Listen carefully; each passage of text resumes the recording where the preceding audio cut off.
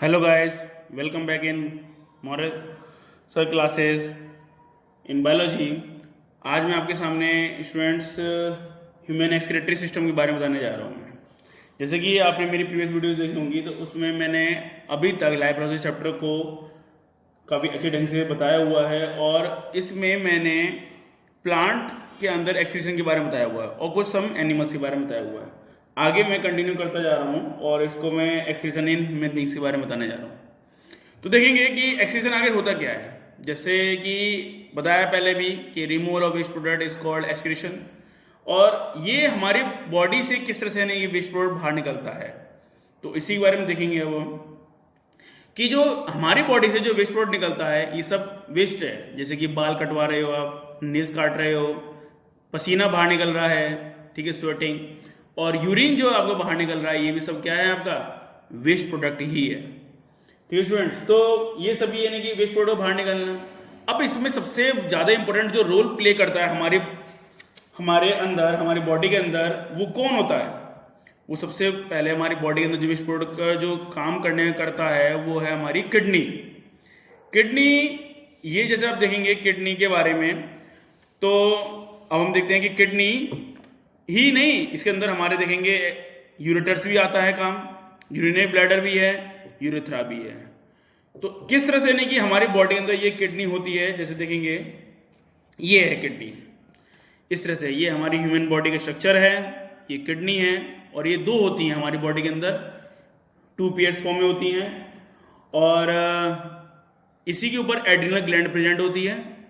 Adrenal gland यहाँ पर होती है जो कि एड्रिनलिन हार्मोन्स रिलीज करती है, ठीक है, और ये आपकी राजमा की तरह शेप में होती है, ये राजमा बीन लाइक शेप्ड इसे बोल सकते हैं, और ये दो होती हैं पेयर फॉर्म में होती हैं, दोनों काम एक ही होता है, ठीक है। ये बीच में यहाँ पर थोड़ी सी कर्व होती है, ठीक है, यहाँ पर इस तरह से आपको देखेंगे तो लगेगा आपको ये कॉन्वेक्स शेप में इस तरह से आपको दिखाई देंगे ये, ठीक है ना, ये थोड़ा अंदर धसी हुई इस तरह से, तो ये आपको यानी कि इस तरह से लगेगा। और ठीक है स्टूडेंट्स, तो ये दो पेयर हैं, फॉर्म में होती हैं, किडनी हमारी बीन शेप्ड में रहती हैं, ठीक है। इससे हमारे यानी कि ये क्या है, आपके यूरेटर जुड़े हुए हैं, ठीक है। इसके बाद ये यूरिनरी ब्लैडर आ गया, यहाँ पर आपका यूरेथ्रा है, और यूरेथ्रा से यूरिन बाहर निकल जाता है। ये रीनल किडनी है, रीनल का मतलब होता ही है किडनी, और वेन्स वेन ही है, रीनल आर्टरी किडनी, और ये आर्टरी, ठीक है स्टूडेंट्स, इस तरह से ये रहता है। तो देखेंगे आप कि किडनी के बारे में कि किडनी, वैसे तो अगर हम बात करें किडनी के बारे में तो किडनी करीबन 10 से 12 सेंटीमीटर लंबी होती है ये, ठीक है, और इसकी चौड़ाई जो होती है वो 5 से 7 सेंटीमीटर होती है, और करीबन 120 से लेकर 70 ग्राम तक की होती है ये, ठीक है। और ये इसका जो ब्राउनिश शेप, ब्राउनिश कलर में होती है ये। अगर आप इसको बैक साइड से देखेंगे, कमर की तरफ से पीछे की साइड से अगर देखेंगे तो ये वहां से नजदीक पड़ेगी आपको, और ये किडनी जो होती है वो ऊपर नीचे होती है, मतलब कि एक आपके फ्रंट तक नहीं होती है, ये तो आमने सामने नहीं होती है, राइट वाली थोड़ी नीचे होती है, लेफ्ट वाली थोड़ी ऊंची होती है, ठीक है स्टूडेंट्स। तो ये ड्यू टू द हमारे ऑर्गन्स की वजह से होता है, हमारे एसेसरी ऑर्गन्स हैं उनकी वजह से होता है ये, ठीक है। तो ये देखेंगे, इसके अलावा यूरेटर्स के बारे में देखेंगे कि 25 से 30 सेंटीमीटर का करीबन ये यूरेटर होता है, लेंथ इसकी होती है, और करीबन 3 से 4 मिलीमीटर इसका डायमीटर होता है, यानी इसकी जो थिकनेस है वो 3 से 4 मिलीमीटर होती है, ठीक है। इसके बाद यूरिनरी ब्लैडर जो होता है हमारी बॉडी के अंदर, वो करीबन 300 से लेकर 400 ml तक यूरिन स्टोर करके रख लेता है हमारी बॉडी के अंदर। 300 से लेकर के 400 ml यूरिन हम स्टोर करके रख सकते हैं अपनी बॉडी के अंदर, और हम करीबन दिन भर में 1 से लेकर के 1.5 लीटर, अगर हम पानी खूब सारा पीते हैं तो हम करीबन 1 से लेकर 1.5 लीटर तक यूरिन हम 24 आवर्स में हम रिलीज कर देते हैं, ठीक है स्टूडेंट्स। इसके अलावा हमारा जो इसका यूरिन का जो कलर होता है वो येलोइश होता है, और जब हम यानी कि कम पानी पीते हैं, जब पानी खूब सारा पीते हैं तो हमारी यूरिन का कलर जो होता है वो वाइटिश होता है, और ये जो कलर का जो पिगमेंट का जो कलर होता है वो यूरोक्रोम की वजह से होता है, इसे बोलते हैं हम यूरोक्रोम कहते हैं स्टूडेंट्स, ठीक है स्टूडेंट्स, ठीक है। ये यूरोक्रोम हो गया, और करीबन इसके अंदर 95% इसके अंदर क्या होता है, वाटर होता है, यूरिन के अंदर 95% क्या होता है, वाटर होता है, और 5% इसके अंदर क्या होते हैं, डिजोल्व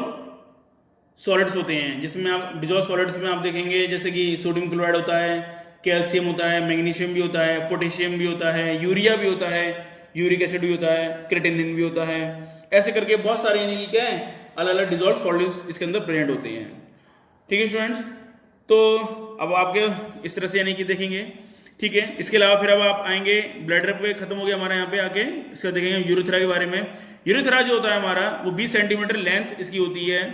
मेल के अंदर, जबकि फीमेल के अंदर होती है 4 सेंटीमीटर की लेंथ होती है। ठीक है, 4 सेंटीमीटर की लेंथ होती है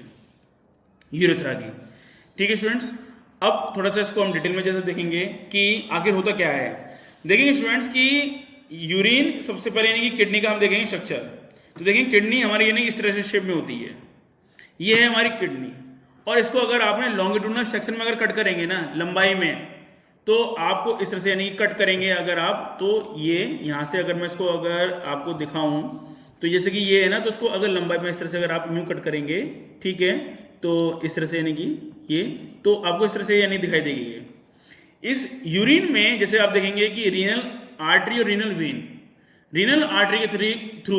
जो इम्प्योर ब्लड आता है, जो कि फिल्टर होने के लिए आता है ब्लड किडनी के अंदर, और ये ब्लड आता है किसमें, हमारी जो ब्लड आता है वो किडनी के अंदर आता है। ठीक है, फिल्टर होने के बाद ये रीनल वेन के थ्रू वापस चला जाता है। अब देखते हैं थोड़ा सा एक्सप्लेनेशन के फॉर्म में किडनी के अंदर होता क्या है आखिर।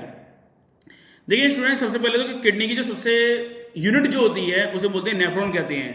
नेफ्रॉन जो होती है वो दो चीजों से मिलकर बनती है, बोमस कैप्सूल और ट्यूब्यूल से। बोमस कैप्सूल इसका नाम जो पड़ा था विलियम बोमस के नाम से पड़ा था, इन्होंने इसकी डिस्कवरी की थी तो उसी के नाम से पड़ा था ये। ठीक है, तो कप लाइक शेप्ड स्ट्रक्चर होता है इसका, और जो आप देखेंगे कि ग्लोमेरुलस यानी कि ये आपका ये आपको यानी कि इस तरह से बंच लाइक स्ट्रक्चर जैसे दिख रहा है आपको, इसे बोलते हैं ग्लोमेरुलस कहते हैं।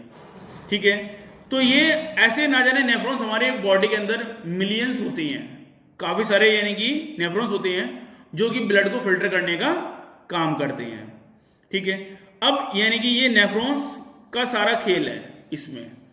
ठीक है ना स्टूडेंट, अगर आपको ये समझ में आ गया ना तो समझ जाइएगा आप एक्सक्रीटरी सिस्टम आपको समझ में आ गया, और आपने 4 नंबर बोर्ड के लिए आपने तैयार कर लिए, 4 से 5 नंबर। तो स्टूडेंट देखेंगे कि मैं आपके सामने ये नेफ्रॉन का डायग्राम दिखा रहा हूँ, ये है नेफ्रॉन का डायग्राम। तो देखेंगे कि नेफ्रॉन्स यानी कि यूरिन का फॉर्मेशन किस तरह से होता है, ये पहले तो देखेंगे कि डर्टी ब्लड जो आपका है, डर्टी ब्लड जो आता है वो कंटेनिंग वेस्ट होता है इसके अंदर, ये सारा इस तरह से इसके अंदर आया, और ये ग्लोमेरुलस, ये सारा देखेंगे कि यहाँ से डिफ्यूजन प्रोसेस के थ्रू ये सब वेस्ट प्रोडक्ट यानी कि क्या रिलीज कर दिया, यानी कि ये देखेंगे तो बोमस कैप्सूल है ये, और ये सारा वेस्ट प्रोडक्ट को यानी कि क्या है बाहर खींचा जा रहा है ये। ठीक है, ये बाहर खींचा गया, और ये ट्यूब्यूल्स है फिल्ट्रेट कंटेनिंग ग्लूकोज, जो फिल्ट्रेट होता है कंटेनिंग करता है किस किस चीज को, ग्लूकोज को, एमिनो एसिड्स को, एमिनो एसिड्स प्रोटीन के अंदर जो एसिड होता है उसको बोलते हैं एमिनो एसिड्स ही कहते हैं। ठीक है, और सॉल्ट्स, वाटर एंड यूरिया, ये सब इसके अंदर प्रेजेंट होते हैं। इसके बाद ये यहाँ से होता हुआ, और ये देखेंगे आप कि ब्लड कैपिलरीज हैं, इसके साथ ये लिपटी हुई होती है ये ब्लड कैपिलरीज। तो यहाँ से ये क्या करता है कि डिविजन प्रोसेस के थ्रू ये सारी गंदगी को ये बाहर निकाल लेता है ये। अब आप देख रहे होंगे कि ये गंदगी बाहर निकालता है, तो ये यहाँ से ये क्या कर रहा है, ये ब्लड यानी क्या है, ये ब्लड कैपिलरीज है, तो ये सारी गंदगी को बाहर निकाल लिया यहाँ से ही। ठीक है, अब ये क्या करेगा, यहाँ पर ये इस तरह से ये ब्लड में यानी क्या है कि जितना जो सारा आपको प्योर ब्लड होता जा रहा है उसको खींचता जा रहा है ये। ठीक है, और यहाँ पर ये क्या हो रहा है कि यहाँ पर ये एब्जॉर्प्शन हुआ, तो ये दोबारा से यानी कि क्या है, यहाँ पर ये एब्जॉर्ब हो रहा है, क्योंकि यहाँ पर एक बार तो निकल गया, फिर दोबारा से इसका ये एब्जॉर्ब हो रहा है, तो उसी को बोलते हैं हम री एब्जॉर्प्शन कहते हैं। तो यहाँ पर क्या होता है कि ये पूरा री एब्जॉर्प्शन प्रोसेस होती है, क्योंकि देखते हैं होता है क्या कि जैसे ग्लूकोज, एमिनो एसिड्स और सॉल्ट जो होते हैं, ये सारे कंटेंट जो प्रेजेंट होते हैं ये यूरिन के थ्रू, ये यूरिन वाला जो मटेरियल होता है उसके थ्रू बाहर निकल रहे होते हैं। तो फाइनली हमारे जो वेसल्स होती हैं वो क्या करती हैं कि जो रीनल ट्यूब्यूल्स होती हैं वो क्या करते हैं कि एक बार और गंदगी में से यानी क्या कुछ ना कुछ सफाई यानी कर दिया जाए, तो कुछ काम की चीज़ें और निकल आए। जैसे कि आपने देखा है ना कि गन्ने का जूस जब निकलता है तो उसमें से यानी क्या लास्ट तक पूरा जूस निकालते जाते हैं, जब तक उसमें से ये नहीं क्या है बिल्कुल सूख ना जाए, बिल्कुल ड्राई ना हो जाए, जब उसमें से रस निकलना बंद ना हो जाए तो उसको बार बार हम करते रहते हैं इसको हम यानी कि। तो इसे हम यानी बोलते हैं हेनले लूप्स कहते हैं। ठीक है स्टूडेंट्स, इसे हम बोलते हैं हेनलेस लूप कहते हैं।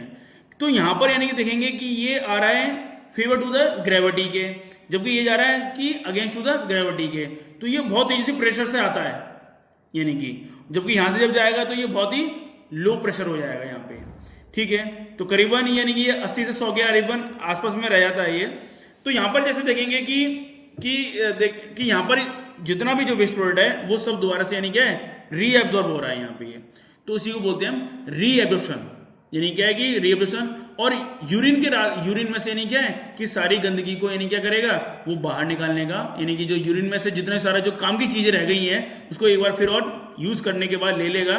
और फिर ये सब यानी क्या है इस तरह से देखेंगे कि some water salts and all urea are form urine, यानी कि क्या है कि कुछ यूरिन में क्या होता है कि नमक बचा रह जाता है, सॉल्ट बचा रह जाता है, वाटर होता है, जैसा अभी आपको बताया 95% इसके अंदर वाटर होता है। ठीक है, ये और क्लीन जो ब्लड होता है वो इसके थ्रू यानी कि जैसे देखेंगे आप ये यानी क्या है ये यहाँ से तो निकल गया, और क्लीन ब्लड जो होता है ये इस तरह से नहीं किया क्योंकि ये आपकी क्या है आर्टरीज है और ये क्या है आपकी रीनल वेन है, तो इसके थ्रू यानी कि बाहर यानी कि इस तरह से यानी क्या निकल जाता है, हमारी बॉडी को पहुंच जाता है ये।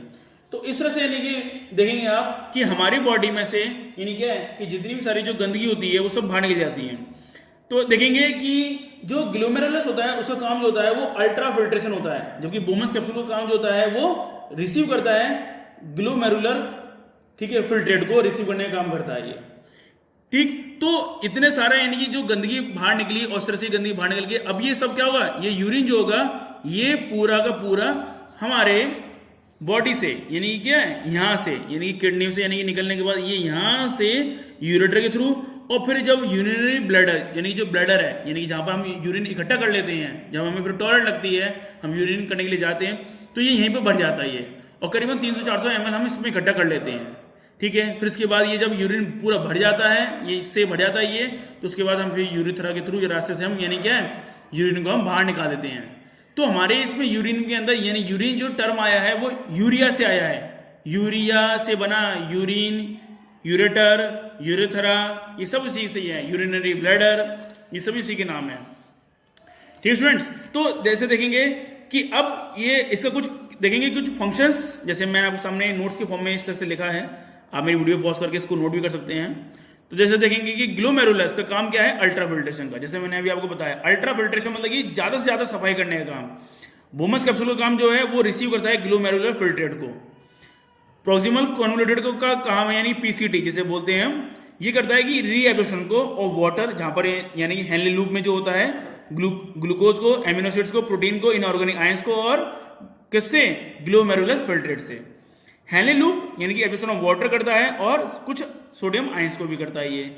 डिस्टल कन्वोल्यूटेड ट्यूब्यूल जो होता है हमारा, दो तरह के ट्यूब्यूल्स होते हैं, एक तो प्रोक्सिमल होता है हमारा स्टूडेंट्स, और एक होता है हमारा कौन सा, एक होता है हमारा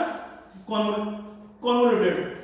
ठीक है स्टूडेंट्स, तो ये जैसे देखेंगे कि देखेंगे कि डिस्टल कन्वोल्यूटेड ट्यूब्यूल जो होता है वो reabsorption of remaining chloride ions, secretion of potassium ions, creatinine and antibiotics और other drugs into the urine, और सबको यानी किसमें डाल देता है हमारे रिएब्जॉर्प्शन करने के बाद जो बचा हुआ रह जाता है सारी गंदगी, रिमेनिंग क्लोराइड आयंस होते हैं, ठीक है, इन सबको यानी क्या कर देता है यूरिन के लिए निकाल देता है ये। ठीक है, तो इस तरह से यानी कि ये हमारे बॉडी के यानी कि क्या है यानी क्या एक्सक्रीटरी सिस्टम हमारी बॉडी के अंदर होता है, और ये इस तरह से हमारी बॉडी में एक्सक्रीशन का बहुत बड़ा रोल होता है।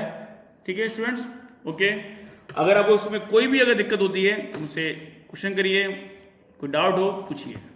Good luck.